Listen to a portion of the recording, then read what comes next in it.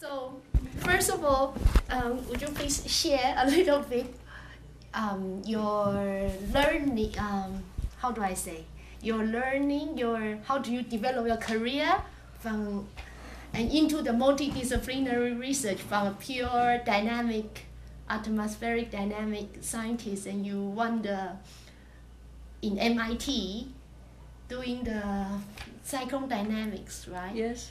And then you extended your research into such a broad Earth system.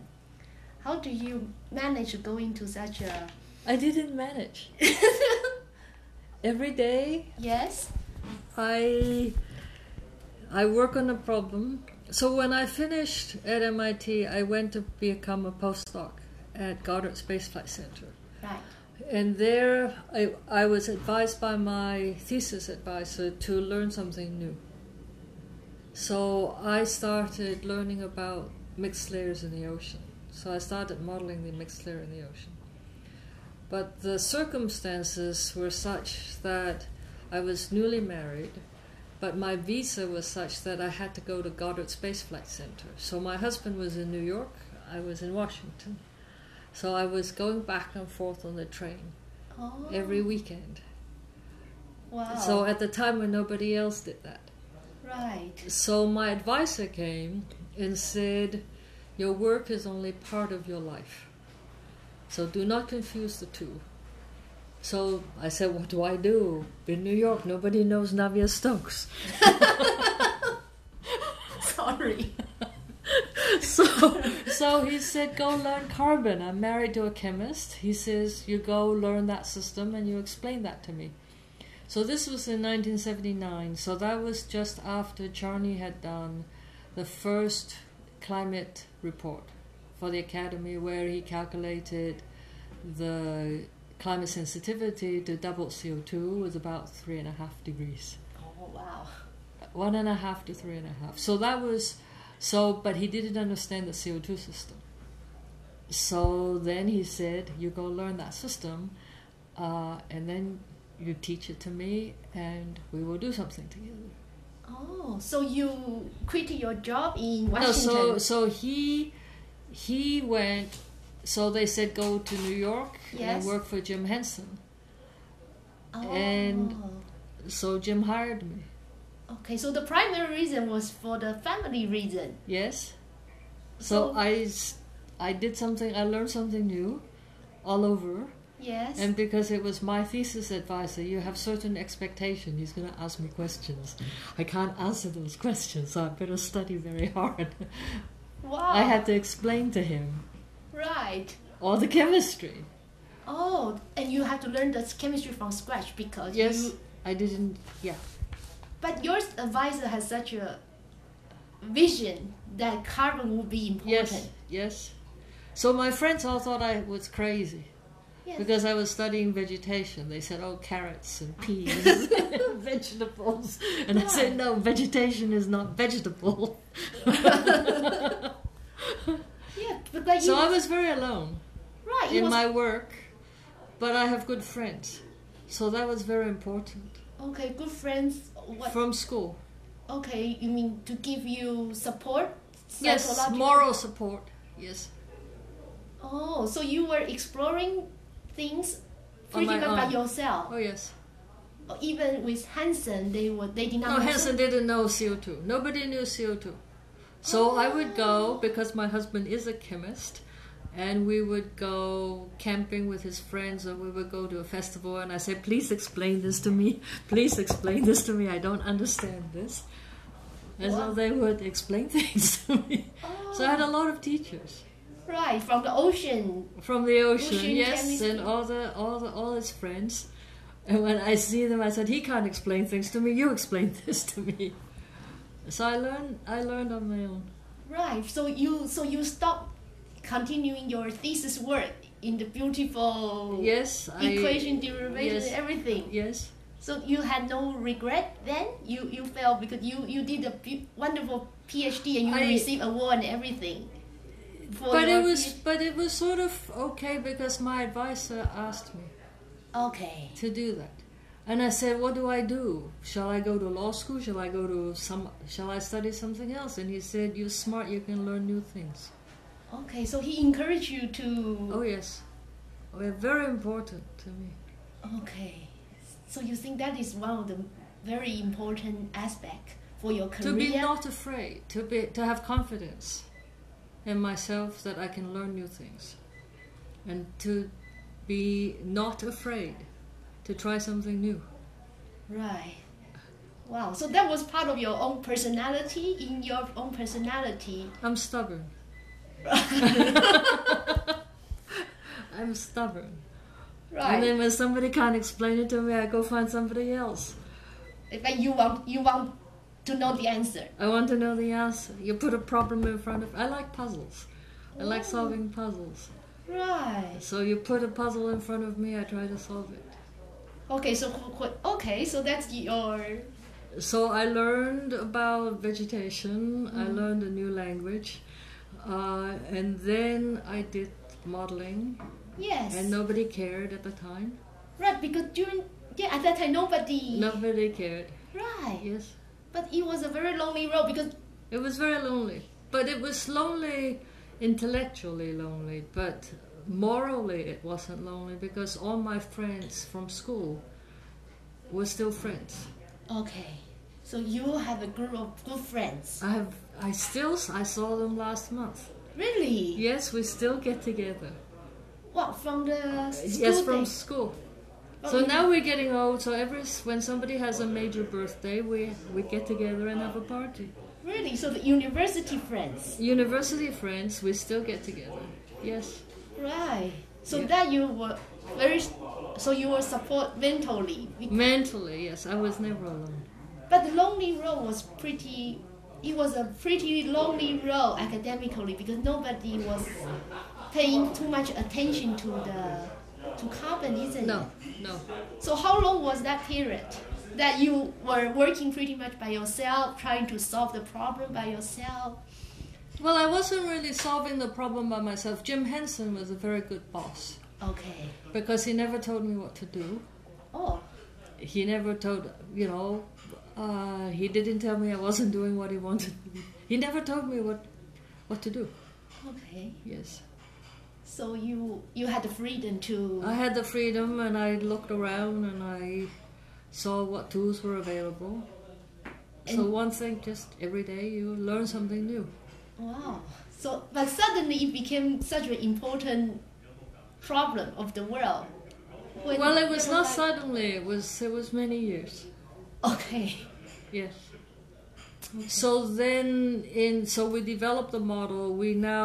And what was lucky for me was that when I first started modeling vegetation, the ecologist said, you can't do that on a 4-degree by 5-degree grid. Look outside the window. There's no such thing as one type of trees. It's always heterogeneous. You're so naive. Right. So what was very lucky for me, and things came together, is that my friend Jim Tucker, I didn't know him at the time, he had been putting together satellite data, NDVI. Yes. But he didn't, so he's slightly ahead of me. We were postdocs at the same time at Goddard Space Flight Center. Mm-hmm. And so when that came together, I could point to the satellite picture and say, it looks the same. Oh, okay. So I kept saying that they classify vegetation, old way was by your family tree, by taxa. Okay. And then you classify the vegetation by climate. That's where you live. Okay. Then the FAO classification is physiognomic, what you look like. Oh. Okay. So tall grass, short grass. Oh. Okay. So then, what Jim had done using the satellite is an energy classification. It's a functional classification of vegetation. Right. So it's what you do. So I said, this is affirmative action. This is a meritocracy. The classification is not who your ancestors are. It's not where you live. It's not what you look like. It's what you do. Mm. So when you look at the functional classification of vegetation that you see from satellite, you can just see, that they all do similar things. Right. They are seasonal, they're not seasonal, so it was very nice. Yeah, so you can parameterize it. I reduced everything into 2 equations. Oh. So the ecologists were not happy. Their whole life work reduced to 2 equations. Right. But you want to see the gross picture, the big picture. I want to see the big picture. They want to see the very detailed processes. Right. So now we get along very well. Right. Yes. After 20... Yes. But in 1990, I wrote this paper with Peter Tans. I started this with Peter Tans. He was in charge of the CO2 monitoring network. So I was working on the model. So we were using the model to design where the next set of stations ought to be. What we think we knew and where the next set of... But then when we put everything together, something didn't make sense. So then we brought in, because I was at Columbia, I was in New York, Taro Takahashi, and he had been compiling all the observations for the ocean. Right. So I said, Taro, no, So we worked together, and we said, and it was a very difficult project. Yes. Because Taro says, these are the observations. And I said, these are not the observations because you fill in the holes. Right? You had to make an assumption to fill in the Southern Ocean in the winter. Nobody was there. So you have to make an assumption what had to be there. The atmosphere is saying something about what the oceans ought to be doing. Right. And so it was a back and forth and back and forth. So we wrote a paper that suggested that the northern hemisphere land has to be absorbing carbon. And that was very controversial because the oceanographer says, you just don't understand. You're new to this game. We've been studying carbon for a long time. You are wrong. The ocean is taking up all the carbon. Right. And the ecologist said, no, you're not an ecologist. If the carbon sink is on land, we would have found it. Right. So I said, fine. Of course I could be wrong, but prove me wrong. Of course I could be wrong, but show me the data. Right. That proves me wrong. So at the end you were correct. Yes. But that's not the important point. The important point was that was what the data were telling me, what the model results were telling me. They said no, I said yes, because this is what makes sense to me. Right. And also about and so that was very exciting because to prove me wrong, they have to collect the data. So now this is how science progresses. It didn't matter whether I was right or wrong. Right. But we've learned a lot. Yes. By the new data. And the truth become more evident. Yes. After the. Yes. Oh yeah. After the debates, after the. Oh yeah. Yeah. And how about this work with this desert, the iron supply and demand? I still remember the title, iron supply and demand in the ocean. Yes. Also, in the upper ocean. In the upper ocean. Yes. Yes. So that was another problem. Right. I was in New York, and we were with Jim Henson, and we were proposing a satellite. Right. So NASA was going to do a big satellite, a whole series, for $11 billion. And we said, no. You can't. $11 billion you can only spend once, if you're lucky. Right. There's no repeat for $11 billion. So we want small satellites that you can repeat, not carrying everything, just small things that you can fly again and again and again, so you can get a long time series. Yes. So one of the satellites, one of the instruments we proposed was was something to measure aerosols in the atmosphere. Oh, MODIS? No. Something else. The one that just crashed Okay. last month. Oh. Many years later. We were not very popular because everyone wants the $11 billion satellite. Oh, but you want a cheaper, but more... We want $150 million. Okay, but more mobile. Yes. More flexible. But everyone says we want the $11 billion. Yeah. So we were not very popular. We were not very popular. Right. So I said, okay. So I said to the aerosol people, I said, I will give you 5 tests. I know where the dust is. I know, since I've been studying vegetation, yes. I know where the deserts are. I will tell you, I have the model, I can put dust in the atmosphere. And so I'll give you 5 cases and you can see if your proposed satellite can tell the difference. Okay. But then the surprise, nature is always smarter than I am.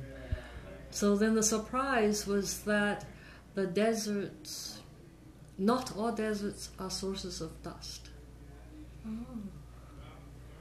Okay. So that was a very interesting result. Okay. Yeah. Wow. So, yeah. And so then, since we had the dust, and so then we could put in the iron. So we had the dust model. Right. I didn't start with iron. I was studying because I was in this group that was proposing a satellite to measure aerosols.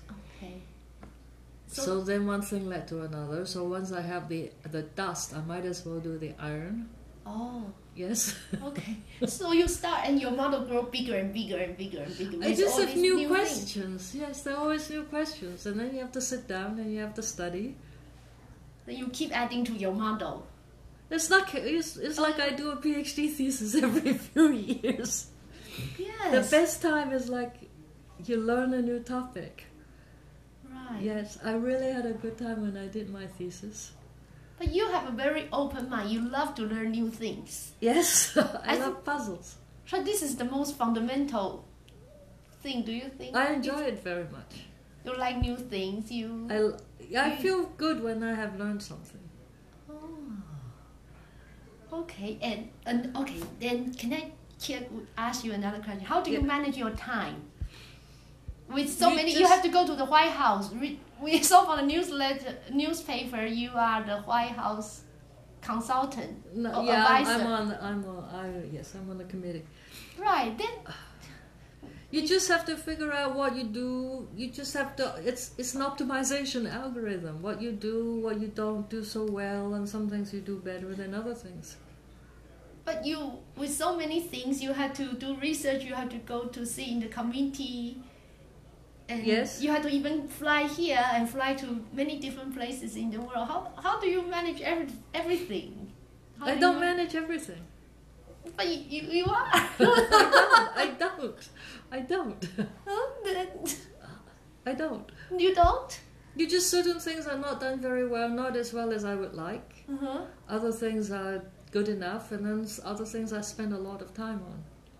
So now airplanes I don't mind as much because I have my computer, nobody talks to me, I can do calculations. I can read on the plane, I can do calculations on the plane, is very nice. So then, but do you still have you work very, very hard, right? No, I don't work very hard. You are being very modest, I think. Because I think for many of us are thinking you must be working like... No. Always working like long hours. And No. So you live a normal life?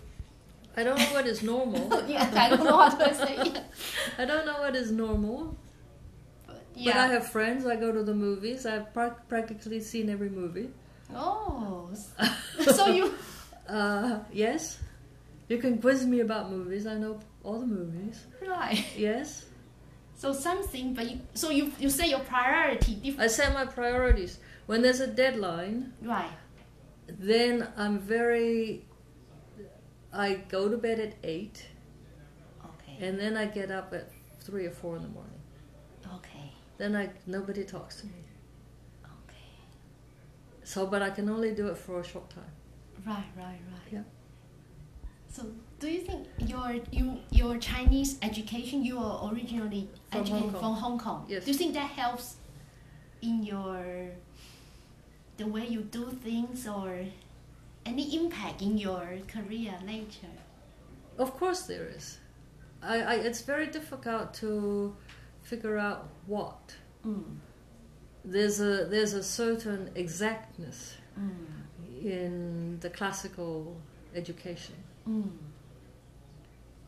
Right. So, do you think you were more disciplined, or?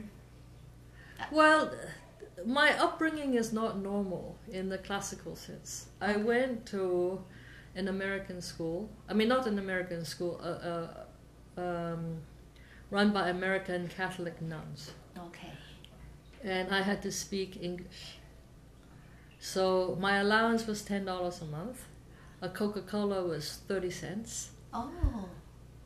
One Chinese word they heard was 10 cents. So you say, "Aya," that's 20 cents. Okay?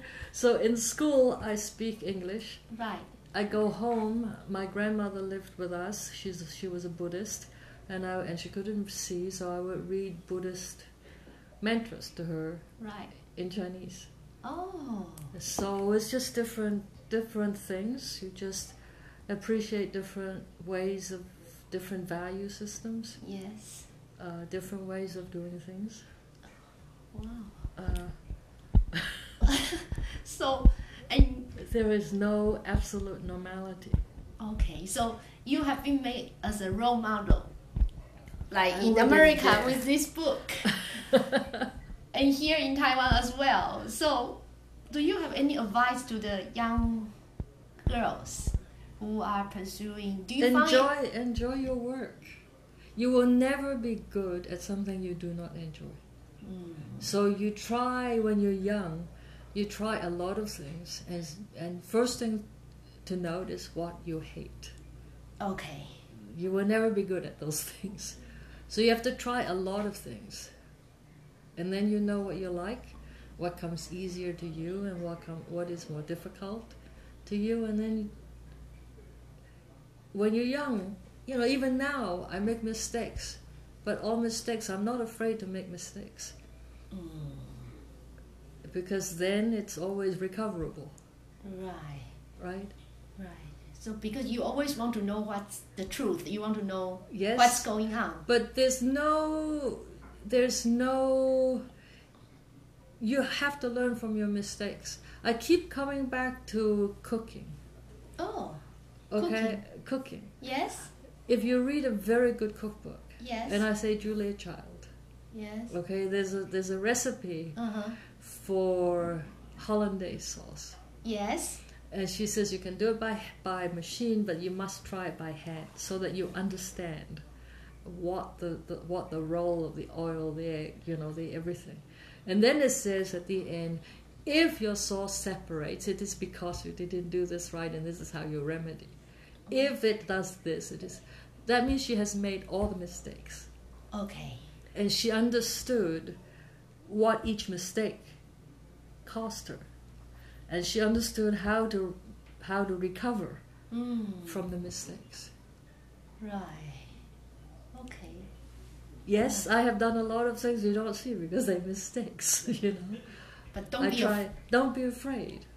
Right. So Nothing is fatal. It doesn't work, then you try something else. So you're quite very optimistic then.